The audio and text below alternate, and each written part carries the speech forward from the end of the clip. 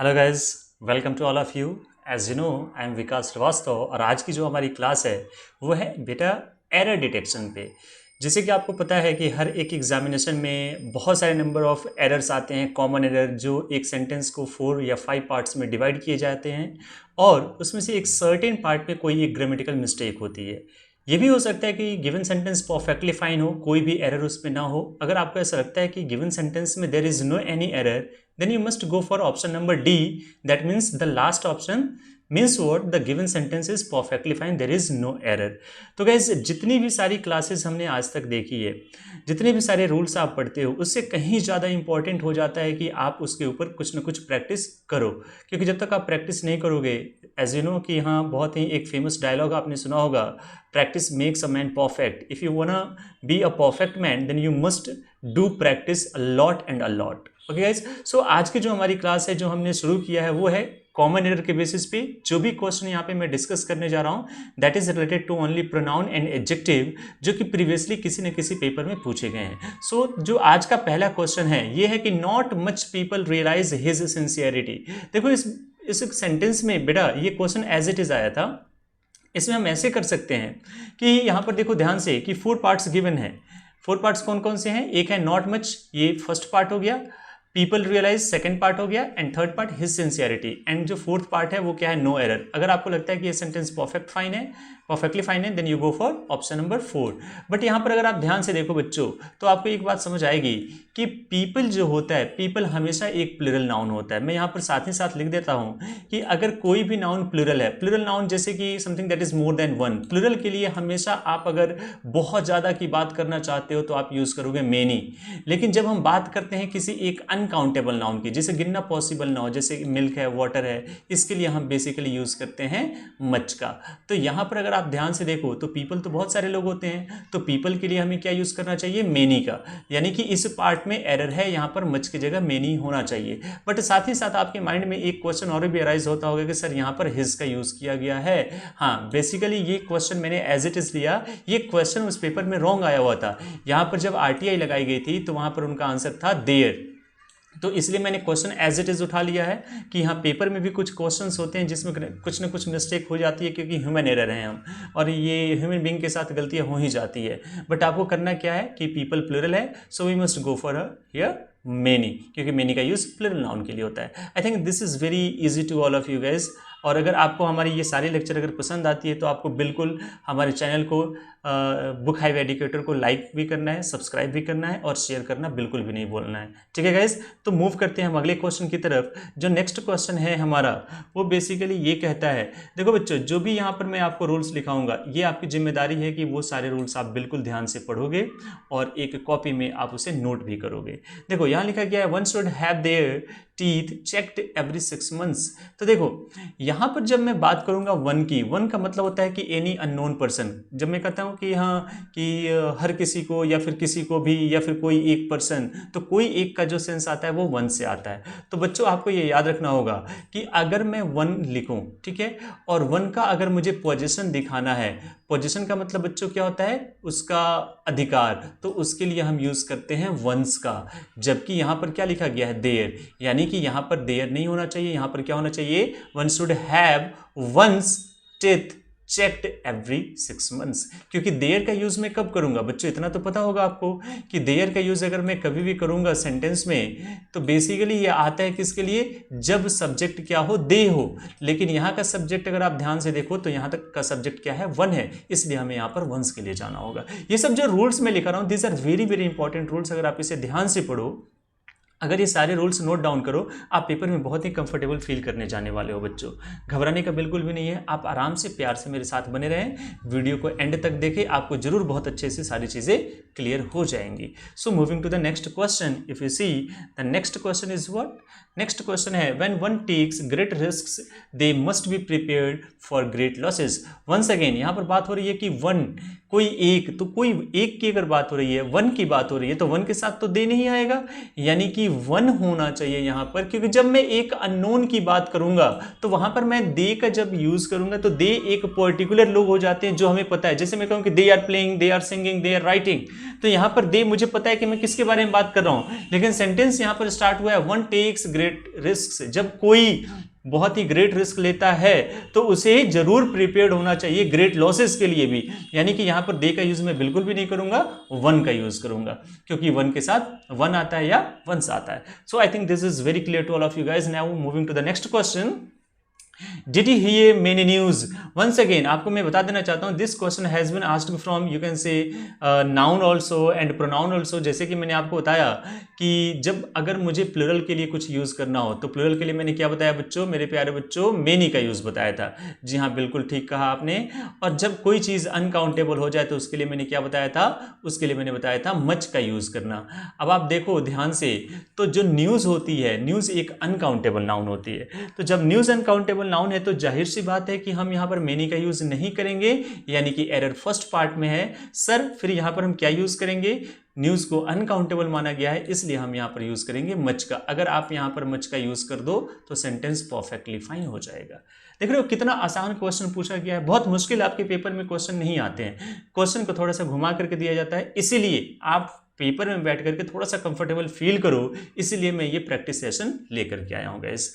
चलते हैं अगले क्वेश्चन की तरफ। Next question is we received much help from the neighbours. अब देखो help, we can not count help, हम जो मदद होती है, मदद को हम कभी गिन नहीं सकते हैं, तो जब मैं मदद को गिन नहीं सकता हूं यानी कि ये एक अनकाउंटेबल नाउन हो गया। हाँ जी सर बिल्कुल, और अनकाउंटेबल नाउन के लिए क्या आता है, मच आता है। हाँ जी बिल्कुल ठीक है, मच आया है, यानी कि सेंटेंस में कोई भी ग्रामेटिकल मिस्टेक नहीं है। हम क्या जाएंगे, ऑप्शन नंबर 4 के लिए। तो इस तरीके से हमने इतने अच्छे से देखा कि हम किसी सेंटेंस में नो एरर का भी ऑप्शन हम ऑप्ट कर सकते हैं। जनरली क्या होता है कि बच्चे डरते हैं नो एरर का ऑप्शन ऑप्ट करने में, उन्हें लगता है कि कुछ ना कुछ गलतियां हैं ही, लेकिन ऐसा हमें जबरदस्ती नहीं करना है कि अगर सेंटेंस में एरर है तभी हम उसमें कुछ एरर फाइंड करेंगे, अदरवाइज जरूरत नहीं है। I hope this 5 questions are very clear to all of you. Now moving to the next question, question number 6, it is I who is to blame. बच्चों ध्यान रखना, ये जो हु लिखा गया है इसके पहले जो भी यहां पर सब्जेक्ट गिवन है, हु एक रिलेटिव प्रोनाउन होता है। रिलेटिव प्रोनाउन का आप टॉपिक जरूर जा करके देखना, यूट्यूब पे आपको मिल जाएगा। आई, हु के पहले जो आई है, इस आई के अकॉर्डिंग ही यहां पर वर्ब आनी चाहिए। रीजन ये, क्योंकि जब आप यहां से हु को हटा देते हो तो जो रस्ट पार्ट है वो हमेशा मिलकर के एक मीनिंगफुल सेंस देगा। देखना, आई इज टू ब्लेम, गलत हो गया, ये तो गड़बड़ बात है। यानी कि आई एम टू ब्लेम, यानी कि यहां पर आई के साथ इज नहीं आता है बच्चों, क्या आता है, एम आता है। तो ये याद रखना कि यहां पर जो WHO है, हु है, वो एक रिलेटिव प्रोनाउन है, और रिलेटिव प्रोनाउन का जो एंटीसीडेंट होता है, इसके जस्ट पहले आने वाला जो वर्ड होता है इसे हम कहेंगे एंटीसीडेंट। ध्यान रखना, यहां पर हु रिलेटिव प्रोनाउन है। सर हमें कैसे पता चलेगा कि हु रिलेटिव प्रोनाउन है, जब हु की मीनिंग कौन ना हो करके जो जिसे जिसने का सेंस आ जाए तो उसे हम कहते हैं रिलेटिव प्रोनाउन। अब ध्यान से सुनना, तो जब यहां पर सेंस देखो, इट इज आई, मैं ही हूं जो तुम्हें ब्लेम करने वाला हूं फॉर दिस बैड सिचुएशन, इस खराब सिचुएशन के लिए, यानी कि जो जिसे जिसने का सेंस आ रहा है, यानी कि रिलेटिव प्रोनाउन, तो इसके पहले जो आया है यहां पर ये इसका एंटीसीडेंट बन जाएगा। तो कहता है कि इस एंटीसीडेंट के अकॉर्डिंग ही ये वाली वर्ब आती है। तो आई के साथ तो इज नहीं होता है, एम होता है, so M is the right answer. This question was asked in CGL, ये CGL का पूछा गया क्वेश्चन है। ठीक है गाइस, आई थिंक ये सबको समझ आ रहा होगा। अगर किसी बच्चे को कोई डाउट है, आप बेशक मुझे कमेंट बॉक्स में अपने डाउट रेज करो, बताओ, मैं यहां बैठा हूं आपके क्वेश्चन का आंसर करने के लिए, घबराने का बिल्कुल भी नहीं है। Next question is, I told him that we enjoyed very much. बच्चों हमेशा ख्याल रखना कि जब कभी भी मैं इंजॉय वर्ड लिखूं, ठीक है, छोटी छोटी बातें हम याद रखेंगे यार, छोटी छोटी बातें मिलकर के बहुत बड़ी बातें बन जाती है। तो इसके साथ एक हम रिफ्लेक्सिव प्रोनाउन का यूज करेंगे। सर अब ये नई प्रॉब्लम आ गई, सर रिफ्लेक्सिव प्रोनाउन क्या होता है? तो बेटा देखो, रिफ्लेक्सिव प्रोनाउन वो होता है कि जब किसी भी वर्ड में, आपने इस तरह से बचपन में जरूर सुना होगा, my self, your self, him self, ये जितने भी सेल्फ पैटर्न के प्रोनाउंस होते हैं इन्हें हम कहते हैं रिफ्लेक्सिव प्रोनाउन। तो कहता है कि जब कभी भी इंजॉय वर्ड आ जाए उसके बाद एक रिफ्लेक्सिव प्रोनाउन चाहिए।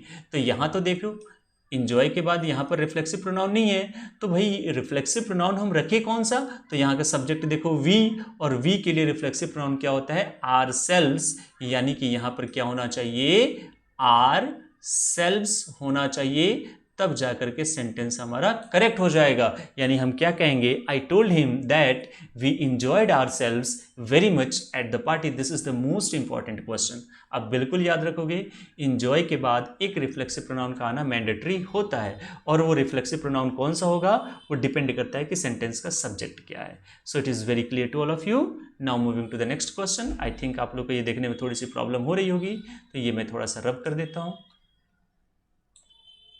So the next question, each girl was given a packet of sweets and she was very happy. अब देखो कह रहे कि प्रत्येक लड़की को एक पैकेट दिया गया स्वीट का और वो हैप्पी थी।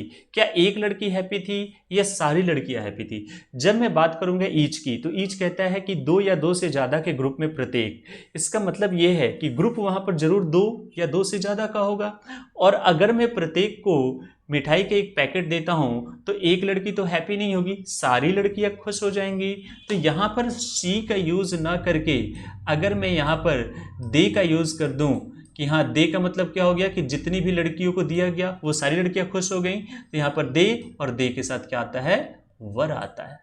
तो ये हमारा करेक्ट सेंटेंस हो जाएगा। अब चीज़ों को समझो, ईच कहता है दो या दो से ज़्यादा के ग्रुप में प्रत्येक, तो दो या दो से ज़्यादा के ग्रुप में प्रत्येक की बात होगी, और अगर मैं मिठाई का एक पैकेट दूं तो एक लड़की तो हैप्पी नहीं होगी, सारी लड़कियां।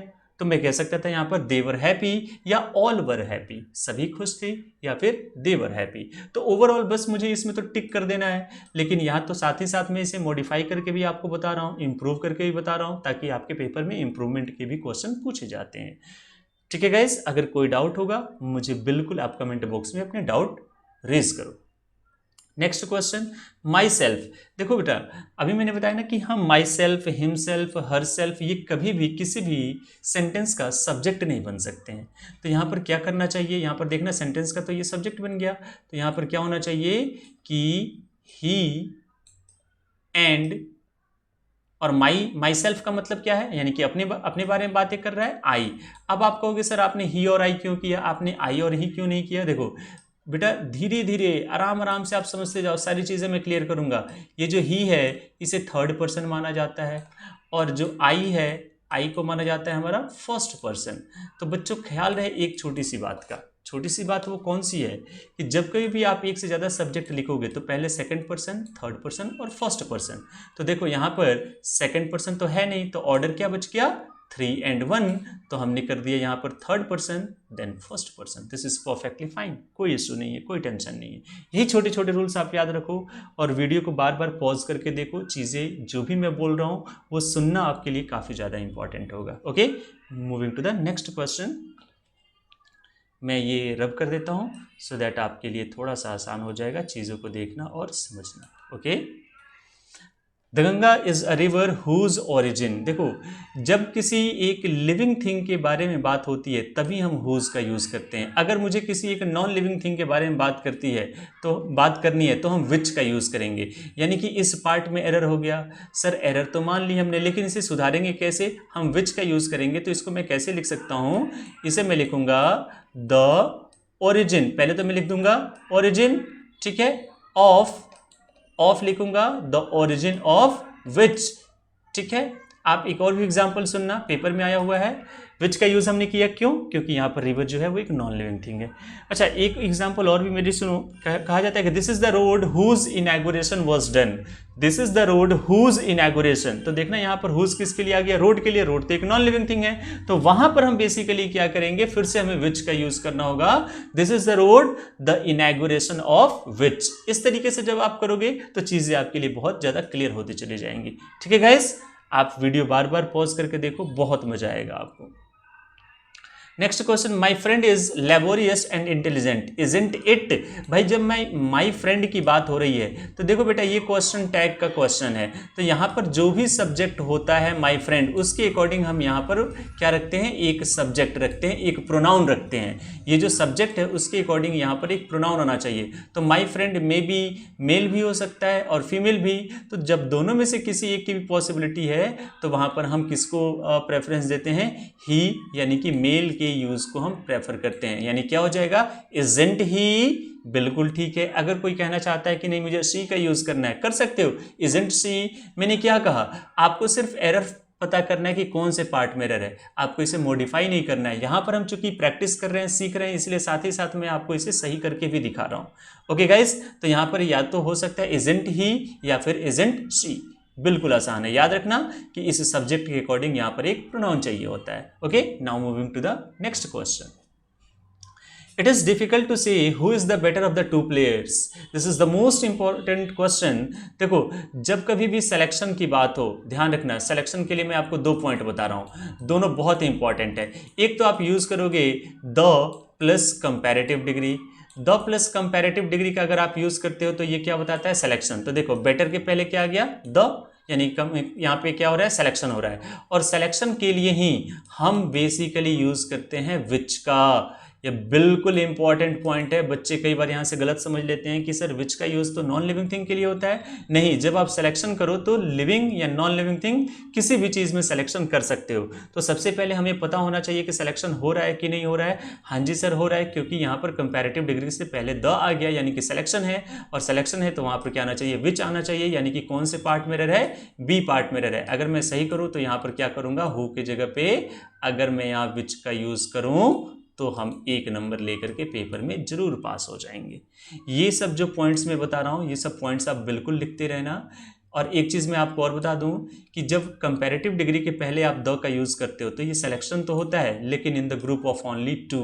देखना यहाँ पर 2 ही लोग होंगे, देखो 2 प्लेयर्स, 2 के ही ग्रुप में सिलेक्शन होता है। कंपैरेटिव डिग्री के पहले जब आप द का यूज़ करते हो तो 2 के ग्रुप में सिलेक्शन होता है, ठीक है। और सिलेक्शन हमेशा 2 के ही ग्रुप में होना चाहिए, और हम वहाँ पर विच का यूज़ करते हैं, हु का यूज़ नहीं करेंगे। आई थिंक ये सबको समझ आ गया होगा guys.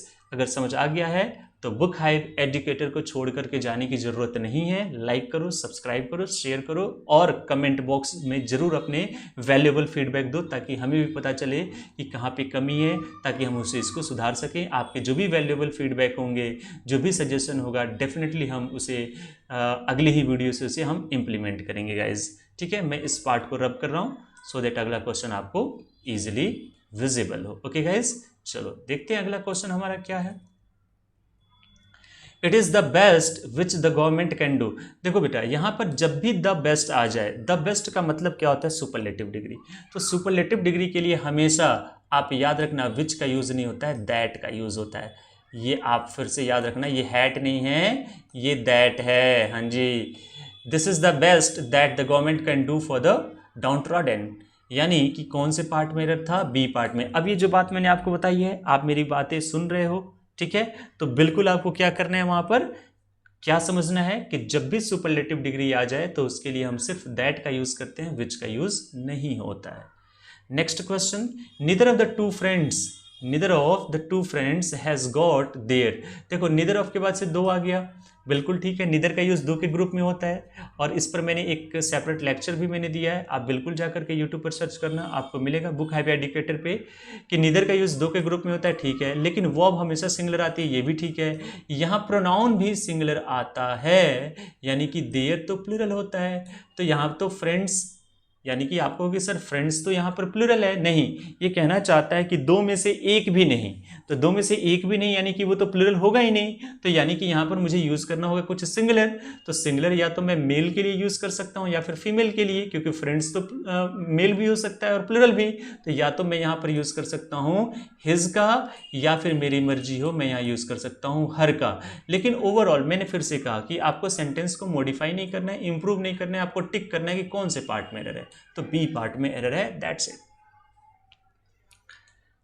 This is the road whose inauguration, यही क्वेश्चन मैं बता रहा था, गलत हो गया, क्योंकि रोड जो है एक नॉन लिविंग थिंग है और हुज तो लिविंग थिंग के लिए आता है। तो यहां पर हम क्या कहेंगे, द इनॉग्रेशन ऑफ विच, क्योंकि विच का यूज होता है नॉन लिविंग थिंग के लिए। अभी थोड़ी देर पहले मैंने एग्जांपल दिया था, this is the road the inauguration of which was done by the president. ये जैसे कि मैंने आपको बताया, जैसे आपने ऊपर एक क्वेश्चन देखा था द गंगा वाला, तो वैसे ही हम ये करेंगे।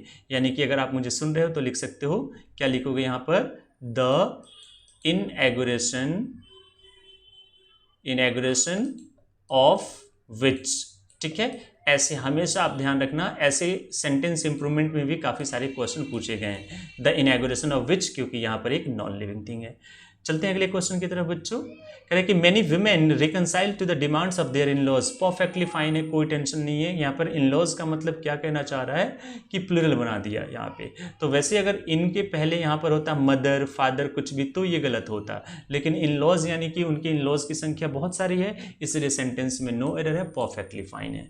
क्वेश्चन नंबर 17 देखते हैं। May I know to who I am speaking, यानी कि यहाँ पर हम ये कर सकते हैं may I know to whom होना चाहिए, क्योंकि अगर आप who का यूज़ करते हो बच्चों, मेरे प्यारे बच्चों एक बात का ख्याल रखना कि जब भी आप who का यूज़ करोगे तो उसके लिए आगे आपको एक जरूर वर्ब चाहिए। तो आप कैसे कर सकते हो, देखो आई के लिए तो यहाँ पे वर्ब आ गई मे आई, और एम के लिए यहाँ पर आ गया आई। अगर आप हु का यूज़ करोगे तो वर्ब तो है नहीं, आप कहोगे स्पीकिंग, स्पीकिंग हु के लिए तो नहीं आ सकता ना, हु स्पीकिंग कहना गलत हो जाएगा। यहाँ पर स्पीकिंग एम के लिए आ गया, हु के लिए तो कोई है ही नहीं। और दूसरी बात कि जब कभी भी आप प्रेपोजिशन यूज़ करते हो तो हु के पहले प्रेपोजिशन यूज़ नहीं होता है, किसके पहले होता है मेरे प्यारे बच्चों, हुम के पहले होता है। यानी कि मे I know to whom I speaking, ऐसे करके हमारा क्वेश्चन करेक्ट होगा। ये छोटी छोटी बातें जो मैं बोल रहा हूँ बिल्कुल आप इसे नोट डाउन करते रहना, और छोटी छोटी बातें करके आपको बहुत ज़्यादा आराम फील होगा। ठीक है, अगला क्वेश्चन देखते हैं। The person who I met yesterday was my classmate. The person, अब देखो the person was my classmate and I met yesterday, मैंने अभी आपको बताया कि हु अगर आ गया तो एक वर्ब चाहिए, आगे तो हमारे पास कोई भी एक स्पेयर वर्ब नहीं बच रही है, यानी कि मुझे यहाँ पे क्या करना होगा, whom का यूज करना होगा। The person whom I met yesterday was my classmate, क्योंकि who को, जो who होता है ना बच्चों, who एक सब्जेक्ट का रोल प्ले करता है। तो जैसे कि आपको पता है कि अगर सब्जेक्ट बन गया तो इसके लिए क्या चाहिए, एक वर्ब भी चाहिए। ठीक है, बहुत आसान है। Owing to me being a newcomer, I was unable to get a good house. करे कि owing to me being, my being newcomer. अब देखो आप कहोगे कि सर माई आपने क्यों कहा, इसलिए मैंने कहा कि हम हिंदुस्तानी हैं, हम सबसे ज़्यादा कंफर्टेबल फील करते हैं हिंदी में। अब देखो मी का मतलब होता है मुझे, इसके लिए भी सेपरेट एक लेक्चर है, मैं आपको अगर वो वीडियो ना मिले तो मैं एक बार वीडियो के लिंक में सर से कह के शेयर करवा दूंगा, आप ध्यान से समझना। मी का मतलब होता है मुझे और माई का मतलब होता है मेरा। कह रहे कि मेरा न्यू कमर होना या मुझे न्यू कमर होते हुए, नहीं तो मुझे न्यू कमर होते हुए का तो सेंस नहीं आ रहा है। क्या सेंस आ रहा है, मेरा न्यू कमर होने के कारण मैं अनेबल था एक अच्छा घर लेने में, यानी कि यहां पर माई का यूज होना चाहिए, मी का नहीं होना चाहिए, हिंदी सेंस से भी नहीं बन रहा है। अगला question, a good friend of me कभी नहीं होता है।